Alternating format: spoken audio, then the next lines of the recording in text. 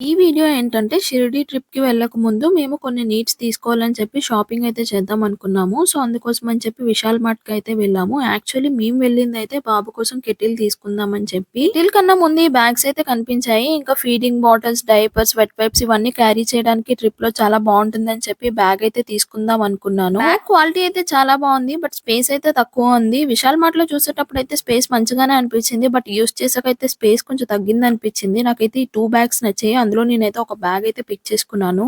ఇంకా నెక్స్ట్ మేమెలానో విశాల్ మార్ట్‌కి వెళ్తున్నాం కదా అని చెప్పి మా తమ్ముడైతే ఇలా ట్రాక్స్ అండ్ టీ షర్ట్స్ అయితే తీసుకోవడానికి వచ్చాడనమాట. ఇంకా శ్రీరామ్ అండ్ దీపు అయితే ఇంకా ఇలా షాపింగ్ అయితే చేస్తున్నారు. యాక్చువల్లీ నేను కూడా విశాల్ మార్ట్‌లో ఏమైనా డ్రెసెస్ నచ్చితే తీసుకుందామని వెళ్ళాను. బట్ అక్కడ నాకైతే ఏం నచ్చలేదు. నచ్చిన డ్రెసెస్ కూడా నా సైజెస్ అయితే అవైలబుల్ లేవన్నమాట. సో, ఇంకా అయితే నేనైతే తీసుకోలేదు. ఇంక వీళ్ళైతే కొన్ని T shirts and track pants అయితే తీసుకున్నారు. మెయిన్‌గా మేము వెళ్ళింది కెటిల్ తీసుకోవడానికి కదా! సో, కెటిల్ అయితే మేము ఆల్రెడీ ఆన్‌లైన్‌లో ఆర్డర్ పెట్టామన్నమాట. బట్ అది వస్తదేమో ఇంకో 2 డేస్ చూద్దామని చెప్పి ఇంకా కెటిల్ అయితే తీసుకోలేదు. జస్ట్ ప్రైజెస్ అయితే చూసుకొనొచ్చాము.